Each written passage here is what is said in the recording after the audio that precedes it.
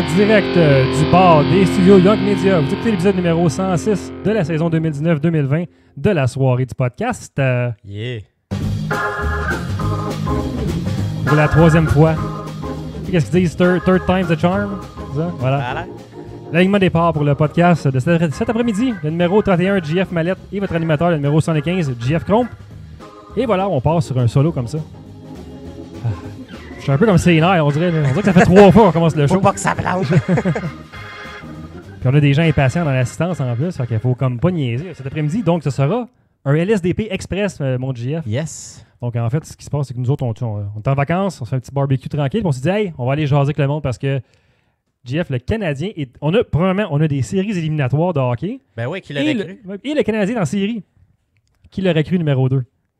C'est spécial, je te dirais. Là. C'est comme une rédemption. C'est ça, on est comme chanceux. Surtout qu'on s'est pogné contre Pittsburgh. Donc, c'est ça. Fait qu'on va faire un petit LSDP Express. On va juste parler dans le fond de la série Canadien-Pittsburgh. Parlons un peu, par exemple, en partant comme ça, de comment que la NHL a géré la crise de la COVID. Écoute... Je pense que c'est l'association de sport professionnel qui a le mieux géré ça. Honnêtement, oui. Parce que... Ils ont fait ça par phase. Puis rendu à la phase 3 et 4, ils ont eu 0 cas. Puis il n'y a pas eu de cas qui s'est déclaré depuis. Fait que, exact. bel job de la NHL. Contrairement à la MLB, que c'est dégueulasse. Je sais pas si tu suis un peu ça. Là, mais... La MLB, écoute, il n'y a pas comme 18 joueurs d'une équipe des Marlins, je pense, qui ont été malades. Puis à tous les jours, tu regardes, c'est comme la série entre les Pirates et les Cubs est annulée parce qu'ils ont trouvé des cas de COVID dans les deux équipes. Comme, okay. Parce que souvent des matchs de cancellés pendant il y a eu plein de matchs de reportés, des séries de matchs, fait que des genres de stretch de 3 matchs, mettons, qui sont reportés parce qu'il y a des cas de COVID. C'est parce que dans le fond, c'est ça. Eux autres, ils font du voyagement à travers les States. Ouais, c'est ça. Puis là, ils ont dit, on pense adopter le concept de bulle pour les séries éliminatoires. Comme, hey, tu penses? Chris, il était un petit peu... il était temps, là. Mais tu sais, au début, je trouvais ça weird quand que le gouvernement a fait, on va accepter que le Canada soit les deux villes bulles pour la NHL, mais on prend pas la MLB. Les Blue Jays n'ont pas le droit de jouer à Toronto. Présentement, ils jouent à... j'oublie la ville. J'ai un blanc, là, mais... À Buffalo? Ils jouent à Buffalo, je pense, ouais. Mais là, tu vois à cette heure pourquoi le gouvernement a dit non, la MLB, vous restez en dehors du Canada, vous autres. Puis, c'est parce que dans le fond, c'est ça, d'après moi, ils savaient qu'il y aurait comme tout le temps eu des teams des States qui viendraient au Canada. Fait qu'à un moment donné, ils ont dit, garde, faites ce que vous avez à faire, mais faites-le chez vous. Ouais, c'est ça. Parce qu'il y a eu la MLS aussi, puis il y avait comme eu un petit mini-tournoi, puis ça se passait en Floride. Le premier jour, je pense que ça commençait, c'est là qu'il y a eu, je pense, un record de cas c'est aux ça, States. Là. Et puis, il y a une équipe qui a été disqualifiée parce que je pense que la moitié du club était infectée par le COVID. Et puis, tu sais, je me mettais à la place d'un joueur. Là, mais en tout cas, c'est rare, je vais dire ça, là, mais félicitations, Bettman. C'est une belle gestion de cette situation-là. Puis la manière que les matchs sont présentés, honnêtement, là, je trouve ça correct, tu sais, dans le fond. C'est pas si pire. C'est weird un peu d'avoir des sons de game de hockey, comme de jeux vidéo par-dessus, comme s'il y a de la foule, mais... Pour le téléspectateur, c'est correct. Eux autres, là-bas, ça va être plus bizarre. Mais j'aimerais ça avoir une version juste sur tes rock rien. T'entends juste le monde se sacrer après puis se traiter de tapette. C'est sûr que tu l'entends, genre à l'autre bout de la glace. Price, il doit tout entendre, c'est clair. C'est sûr. Parce que, tu sais, comme mettons, des MLB, là, je me demande si eux autres, ils ont pris Randy Quaid dans les estrades pour dire de la merde ces joueurs, comme dans la Major League. Puis au hockey, dans le fond, ils ont juste comme fait des logos de la Ligue nationale. J'aime mieux ça que de mettre des hologrammes ou des spectateurs de Nintendo 64 dans les estrades. Ouais, mais au baseball, c'est hot. Ils ont mis Bernie de Bernie's Vacation à un moment donné dans un des estrades. Oui, mais ça, c'était pas une joke, c'était vrai, ça? Non, ça, c'est vrai. C'est ça. Wow. Ça va être vrai. En tout cas, donc assez parlé de baseball. Ben oui. Fait que revenons au hockey. Qu'est-ce qu'on avait parlé? Donc, on voulait parler de la série Canadien-Pittsburgh. Canadien-Pittsburgh, dans le fond. Vas-y, veux-tu résumer le concept, en fait, de ce qu'ils ont décidé de faire pour... Ben, écoute, ça passait au vote, je te dirais. C'était un peu compliqué. La Ligue voulait adopter une série préliminaire, un 3 de 5. Puis ils ont choisi d'intégrer 24 teams. Donc, les Canadiens qui étaient supposés être éliminés étaient la 24e équipe. Donc, je te dirais, les 4 clubs de chaque association Est-Ouest, eux autres faisaient un round-robin pour déterminer les positions 1 à 4. Puis après ça, les autres clubs devaient affronter les équipes éliminées puis déterminer qui va faire partie des séries éliminatoires. Donc, Canadiens affrontaient Pittsburgh, qui était le meilleur club dans l'Est. Et puis, en même temps, mais ça a comme changé la fameuse loterie qu'on va parler tantôt. Ouais, je vais regarder ça pour tantôt. Ouais. Et puis, donc, ça a commencé Canadien-Pittsburgh. Honnêtement, Canadien, moi, je me disais, Chris, Pittsburgh, on n'a aucune chance. Moi aussi, je suis à moins que Price vole le show puis que les jeunes se lèvent puis que les vétérans jouent la game, on va peut-être avoir une chance. Peut-être si on est opportuniste, mais oublie ça, on passera jamais à Pittsburgh. Ben c'est ça. Puis Pittsburgh, eux autres, ils ont comme boosté leur club à date limite des échanges. Là, ils ont été chercher Jason Zucker, qui n'est pas un 2 de pique, Patrick Marleau. Il y avait Jake Gwenzel, un scoreur de 40 buts, sa saison était finie. Il revient en santé pour le camp préliminaire. Puis même en plus de ça, pendant la phase 2, je te dirais, où le monde commençait à pratiquer dans chacun de leurs villes, les Pingouins étaient déjà full staff. Ouais. Tandis qu'à Montréal, il y avait encore des joueurs qui revenaient et qui faisaient leur quarantaine, comme mettons les joueurs d'Europe ou des choses comme ça. Fallait que Kotkaniemi finisse de faire des haltères. Ouais. Y a-tu des gens qui font des sons dans le background? Excusez, j'ai été distrait. Ouais, c'est ça, excusez.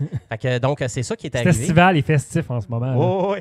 Et puis, le Canadien, dans le fond, écoute, avait 3 joueurs qui avaient le COVID, Kulak, Ouellet, puis Follen. Finalement, ce qu'on pensait que c'était pas vrai, c'était vrai.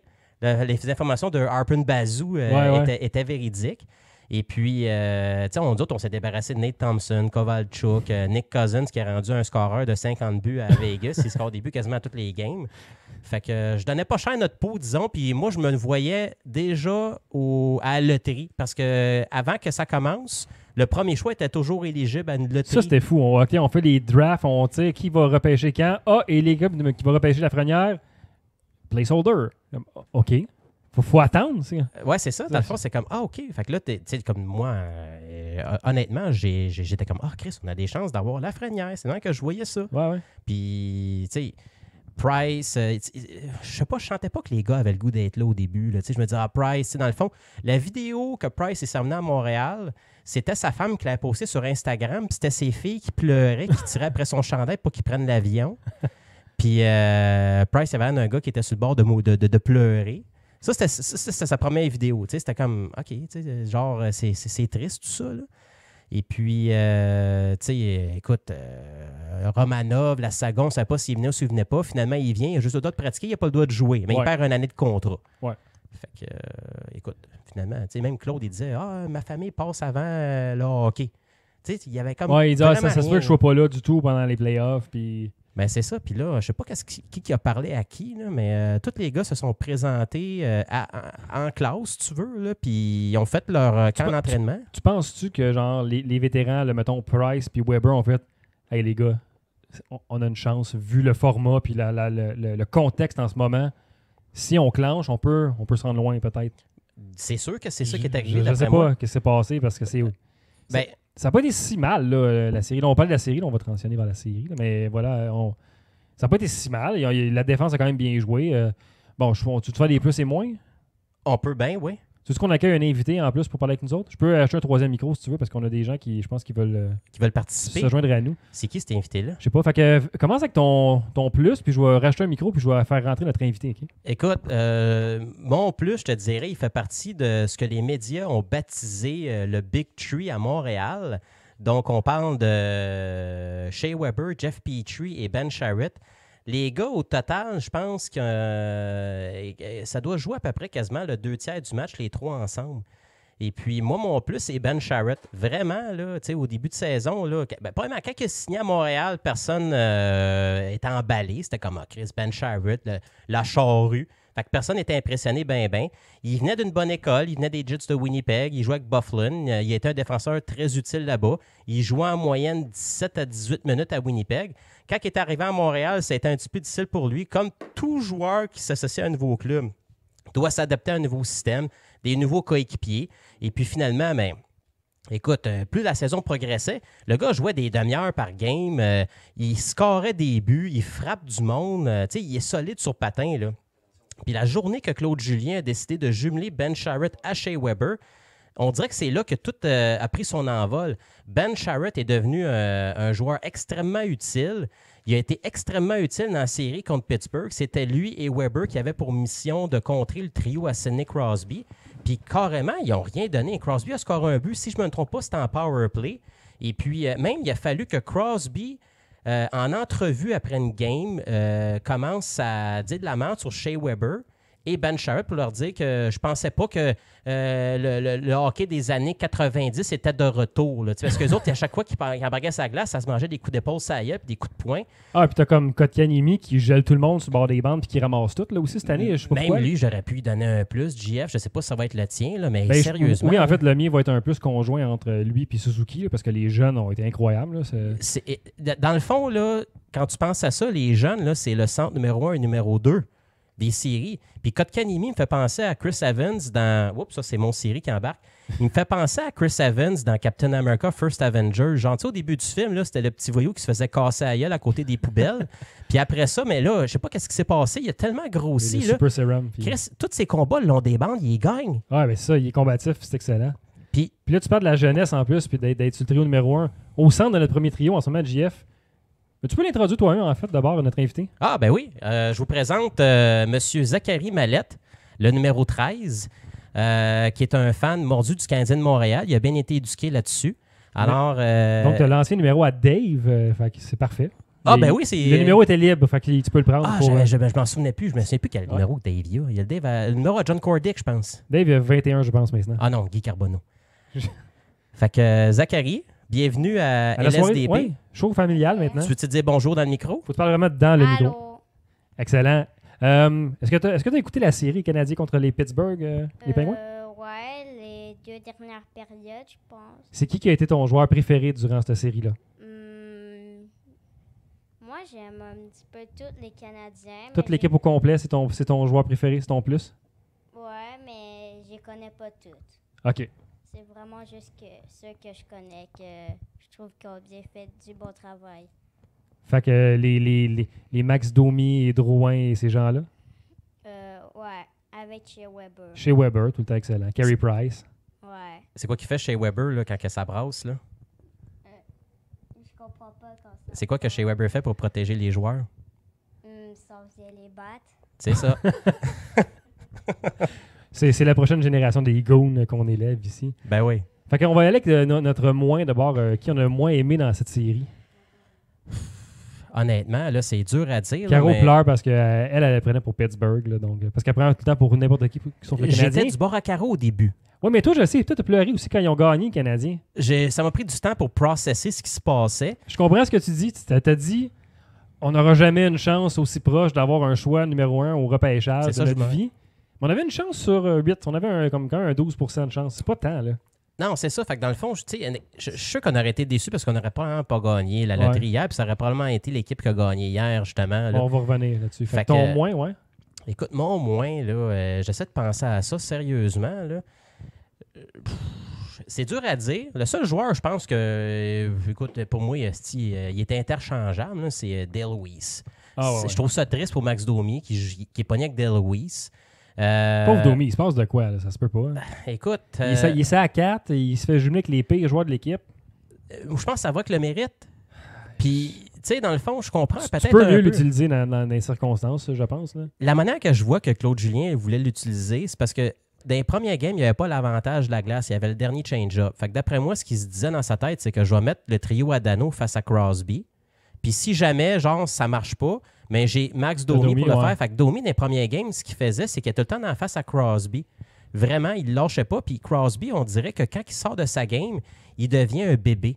C'est comme s'il avait sa couche, là, puis après ça, il allait voir les arbitres, puis il essaie de leur demander de quoi, mais ça n'a juste pas marché. Il est rentré dans sa tête. Il y a eu... écoute, j'aimerais qu'il shot plus souvent. Dans le fond, Chris, je pourrais quasiment dire que moi, au moins, c'est Max Domi avec Dale Weiss, mais je peux pas l'en vouloir parce qu'il n'y a pas eu le temps de glace nécessaire pour prouver ce qu'il avait à faire, mais d'après moi, c'est avec le mérite. S'il commence à bien jouer, je pense que le temps de glace va venir après. Là. Ouais. Toi, Zachary, est-ce qu'il y a un joueur que tu n'as pas aimé durant les matchs que tu as vus? Moi, je regarde pas tout. Je pourrais pas dire qui j'ai le moins aimé. OK. Bonne réponse. C'est une bonne réponse de politicien, mais s'il faut que tu m'en donnes un quand même. Un joueur que tu n'aimes pas. Si je te dis que tu n'as pas le choix de me donner un joueur que tu n'as pas aimé. Ou qui peut s'améliorer peut-être.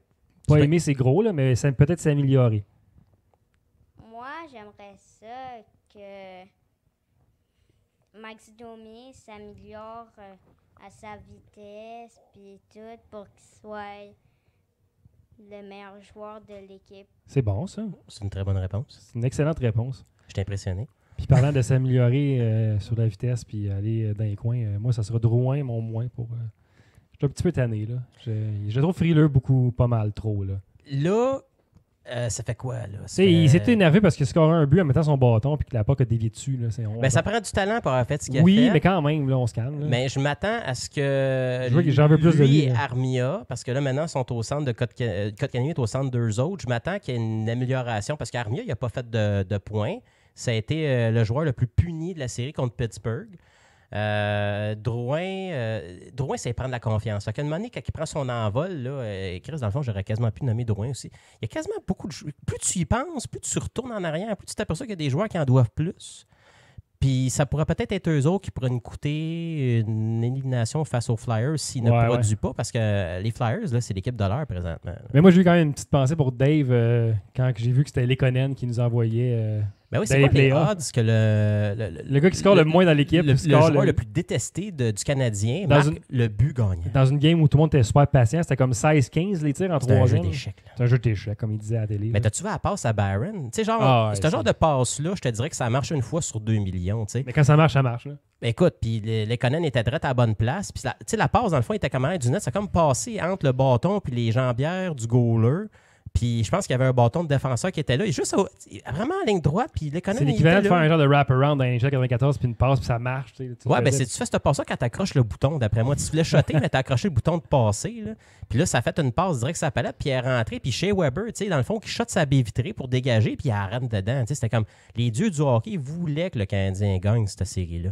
Fait qu'on aura une série d'au moins 4 matchs qui va commencer mercredi, donc demain. C'est ça. À 20h. Là, on va...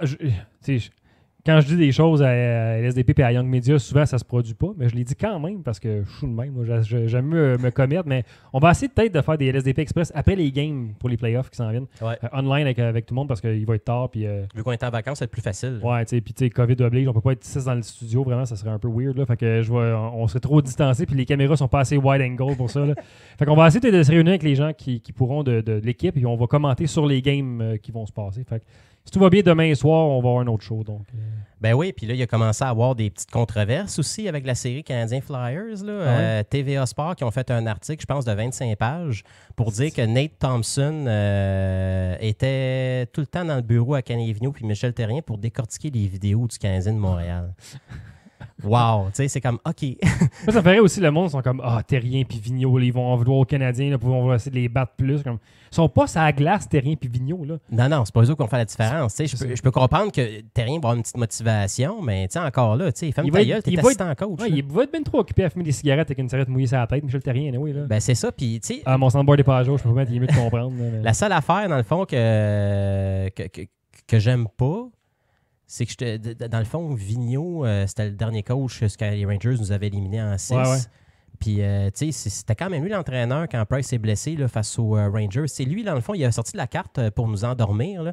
Le Canadien, ils ont une bien meilleure équipe, ça joue super bien, Carey Price est le meilleur gardien de but au monde. C'est genre pour nous endormir. Puis comme ça a donné, Chris, premier match, ils ont chargé Carey Price, il s'est blessé. Puis qui sait si on ne se serait pas rendu en finale de la Coupe cette année-là, si ça n'était pas été de la blessure de Carey Price. Comme c'est arrivé souvent dans les dernières années du Canadien, si c'était pas de la blessure Carey Price, on serait peut-être allé loin. Ben c'est ça. Puis là, ça donne que Carey Price est en forme. Puis Jeff, je sais pas si tu le savais, là, mais la série contre Pittsburgh, là, c'était sa meilleure série en carrière. Une moyenne de 947 de taux d'arrêt. Quand même. Juste 4 matchs, mais quand même. Là, c'est quelque chose. Là. C'est pour ça que j'ai hâte de voir un peu que ça va donner contre les Flyers. Puis ça donne que le goaler, l'autre bord, c'est Carter Hart. Ouais. Carey Price, c'est son idole. Ouais, je sais. Fait que ça va être une motivation supplémentaire pour lui de battre Carey Price. Probablement, mais là, je pense que le seul point positif là-dessus pour nous autres, c'est que Carter Hart a jamais eu l'habitude de jouer des matchs rapprochés souvent. Il y avait, dans le fond, je te dirais là, qu'il y avait tout le temps peut-être 2-3 jours de congé par semaine parce qu'il faisait jouer l'autre goaler. Ouais. Puis dans le round robin, il a joué seulement la moitié des 4 games. Fait que oui, il était bon. Mais l'autre affaire que je me questionne, c'est ce que pendant le round robin, est-ce que l'intensité était aussi élevée que les séries 3 de 5? Je sais pas. On va voir, mais que les playoffs commencent. C'est ça. Mais quand tu regardes Boston, là, ils n'ont pas gagné une game. Aucune game. Zéro game. Niet. Paf. Niet, esti. Zéro. Donc, terminer sur un dernier sujet, parce qu'il y a des gens qui veulent se baigner ici, je pense, et qui veulent partir du barbecue de poulet. Là.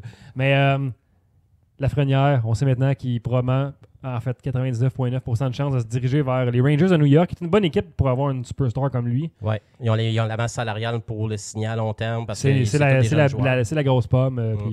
Mais quand même, ça fait chier. Mais tu sais, comme Mart a dit dans notre chat privé de la SDP, ça va être un prochain Alexandre Degg, ça. Ah, si ça arrive, ça serait un soulagement de mon côté. Mais tu veux pas, parce que tu veux quand même que la Ligue performe, que tu aies des super vedettes pour que le monde vienne voir le hockey et que les équipes roulent bien. Là. Tu veux pas que les équipes soient en faillite parce que non, le hockey est ça. mauvais. Mais bon, je l'aurais pris à Montréal. Le monde disait son entourage, dis de pas aller à Montréal. Si c'est vrai, si c'est pas vrai. Si c'est vrai, tu veux-tu vraiment avoir d'un joueur que son entourage veut pas que tu sois là? C'est toutes des langues sales parce que, écoute, Ouais.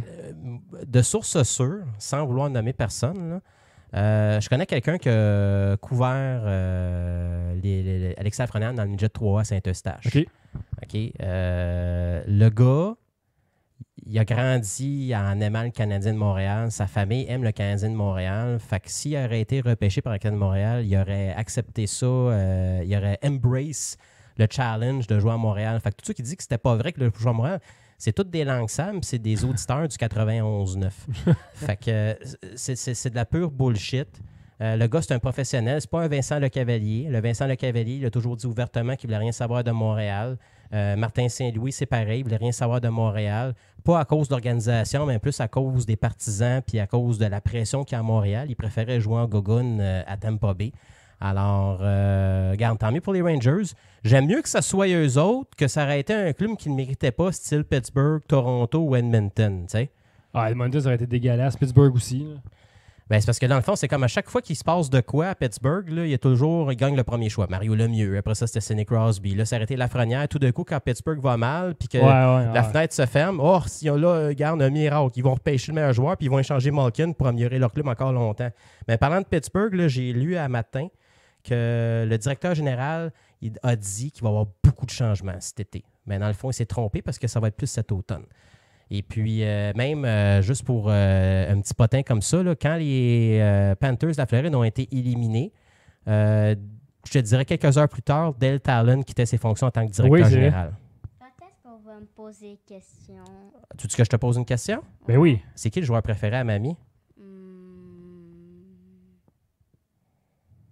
Kakamiemi. C'est ça. C'est un bon joueur, Kakaniemi. Ben ouais, il est rendu fort. C'est pour ça que ses initiales, c'est Kaka. C'est pour ça. C'est ça, c'est Kaka. Parce qu'en anglais, c'est KK, mais en français, c'est Kaka. Fait que qu'est-ce qui se passe quand tu dis K deux fois? Kakamiemi. C'est ça. Voilà. Puis, est-ce que tu penses que les Canadiens vont gagner contre les Flyers? C'est la prochaine série pour la Coupe Stanley. Ben, moi, en fait, je n'en sais rien. Je sais pas s'il faut gagner. Moi, j'aimerais beaucoup ça qui gagne. T'aimerais beaucoup ça qui gagne? Ouais, c'est mon équipe préférée. On va espérer que c'est ça qui arrive. Tout le monde qui écoute la soirée du podcast, je pense, espère, comme Zach, que le Canadien va gagner la série contre les Flyers puis qu'on va se rendre une ronde plus loin. Ben oui, puis si je peux te faire... je sais pas si tu as vu les vidéos, là, les joueurs font le tour de leur chambre d'hôtel. Là, tu expliques un peu comment se casser la bulle. Là. Ce que ça me fait penser un peu, là, je sais pas si tu as déjà vu le film Armageddon. Oui. Les gars, avant qu'ils aillent dans le vaisseau spatial pour aller sauver l'humanité, là, tu sais, au début, genre, tu vois qu'ils quittaient tout leur nid. Fait que après ça, à la fin, là, quand ils ont réussi à sauver le monde, là, il y a eu Bruce Willis qui est mort naturellement. Là. Spoilers! Ouais, excusez. Puis quand les gars sont revenus, là, tu avais comme le gars qui ne savait pas qu'il y avait un enfant, puis qu'il y a eu un enfant finalement, mais là, à capote, Steve Buscemi marie son escorte, Ben Affleck, il pleure parce que son beau-père est mort, mais finalement, ils vont marier sa fille. Ben, comme tout le monde retourne à leur nid, puis tout le monde, ils sont rendus des héros, puis tout le monde ont comme une seconde vie, si tu veux, qui commence. Ouais. Là, je commençais à penser loin. Je me dis, Chris, c'est un peu comme Armageddon. Je regardais Paul Byron, là, il montrait sa chambre, puis ce qui me ferait, c'est que les gars passent toujours par montrer leur salle de bain en premier. Tu sais, on s'en calisse la salle de bain. Là. Excuse-moi, Zach, j'ai dit un mauvais mot. Puis là, après ça, ce qu'il montrait, c'est comme sur sa table de télévision, tu avais des dessins que ses enfants avaient faits avec des petits messages « I miss you, dad, bababa ». Il est en mission... tout seul dans la bulle de NHL. Ben oui, puis après ça, il y avait comme, tu sais, les boîtes de Saint-Hubert ou Benny là, en carton, là, mais chaque joueur a leur boîte à eux autres. Fait que là, tu avais Paul Byron qui a ouvert sa boîte, puis il y avait des jujubes aux pêches, il y avait des pistaches. Puis c'est la première chose qu'il a dit, « I got pistaches ». Il trouvait ça drôle. Puis chaque joueur a emmené leur PS4 Même Paul Byron a pris la peine de s'amener un écran 4K qui a posé sur le bureau de l'hôtel pour gamer le soir. Puis là, les gars jouent à Call of Duty. Il dit, il y a plusieurs joueurs qui se mettent ensemble pour jouer à Call of Duty. Tu as Mété aussi, ils ont fait une vidéo de Mété. Lui, il y avait des mangues sèches dans sa boîte, ça avait l'air dégueulasse. C'était mint. Lui, il jouait à FIFA. Fait que tous les gars ont ça. Puis même l'affaire qui était drôle, c'est qu'il y a Jeff Petrie, Max Domi, puis un autre joueur, je ne sais plus c'est lequel. Ils ont fait un casse-tête de je ne sais pas combien de milliers de morceaux. Là. C'était des gars en basic. Fait que les gars, le soir, ils disaient on fait-tu un casse-tête? Ouais, mais c'est bon, justement. C'est peut-être ça aussi qui a aidé le Canadien. C'est un genre de lac à l'épaule. C'est comme une retraite de l'équipe. Tu sais, comme dans les Boys 4 quand ils s'en vont dans le bois. Là. C'est de même que je jouais ça. C'est là que je voulais en venir. Moi, j'étais allé loin. J'étais avec Armageddon. Là. T'aurais pas les des Boys 4, ça aurait été plus local. J'y ai plus, pas pensé. Mais écoute, ils sont tellement proches, les gars, ensemble, que j'ai comme l'impression là, qu'on est en train d'assister à quelque chose de spécial qui va peut-être durer juste 2 semaines encore. Ça se peut que les prochains podcasts, ça soit très triste. Après ça, on arrête. Puis... C'est ça, mais écoute, j'y crois. Puis j'aimerais bien ça, que ça se rende un bout. Puis d'après moi, ça va être des séries qui vont être aussi difficiles que les séries dans le temps que Halak arrêtait tout. Tu sais que c'était le 3-1 pour Washington, puis là, de nulle part, on a gagné à la toute fin. Là. Ouais.